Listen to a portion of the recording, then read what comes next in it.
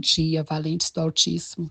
Nesta manhã, a nossa meditação está em Abacuque, capítulo 3, vamos ler a partir do versículo 17, que diz assim: Ainda que a figueira não floresça, nem haja fruto na vide, o produto da oliveira minta e os campos não produzam mantimento, as ovelhas sejam arrebatadas do aprisco e nos currais não haja gado.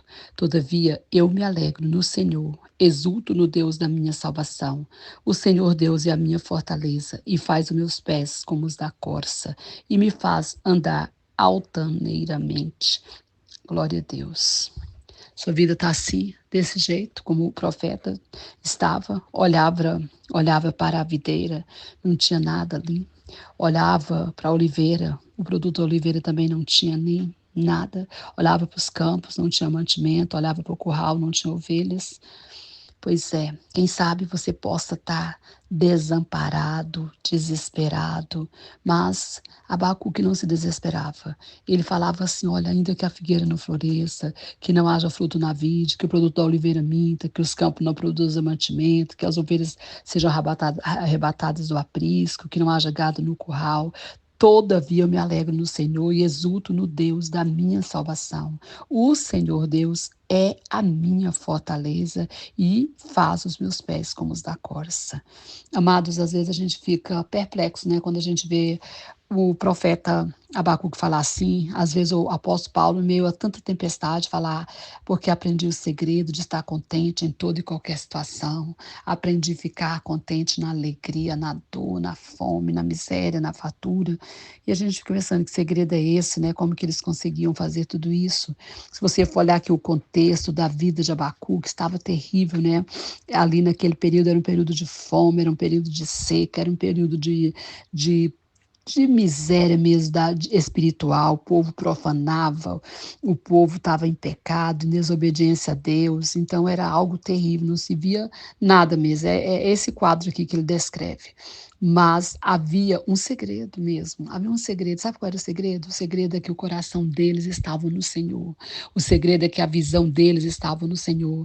O segredo é que o foco deles era o Senhor, não era a situação, não eram os problemas. E é isso que nós precisamos aprender. Quando o apóstolo Paulo fala: eu aprendi, a gente também precisa aprender que nós temos que olhar para o Senhor. A nossa alegria tem que ser o Senhor. A nossa esperança tem que estar no Senhor.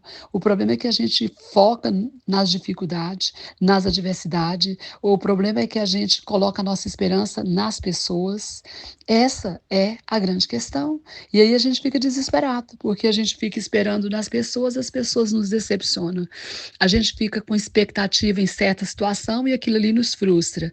E se a gente colocar nossa esperança em Deus, se a gente colocar nossa confiança no Senhor, focar nele e estar esperando por ele e nele, com certeza não vamos nos decepcionar, vamos ficar alegres, vamos ficar felizes, como o profeta Abacuque ficou, como o apóstolo Paulo ficava. Por quê? Porque o Senhor jamais vai nos decepcionar. E ele em si só traz para nós tudo que nós precisamos. Ele é a fonte de abundância, de alegria, de suprimento. Então é por isso que eles não se desesperavam. E ele fala bem claro aqui, né? Quando ele fala: todavia eu me alegro no Senhor, exulto no Deus da minha salvação, porque ele sabia que apesar de toda essa situação, a salvação dele estava no Senhor. O Senhor o salvaria daquilo tudo. Depois ele diz: o Senhor Deus é a minha fortaleza. Eu estou aqui nessa fraqueza toda, mas a minha fraqueza, ela é minha, do meu corpo, da minha vida, da minha situação, mas quem é a minha força é o Senhor. E o Senhor me faz com os pés como da corça, me faz andar altaneiramente. Então, era isso que guiava a vida do profeta.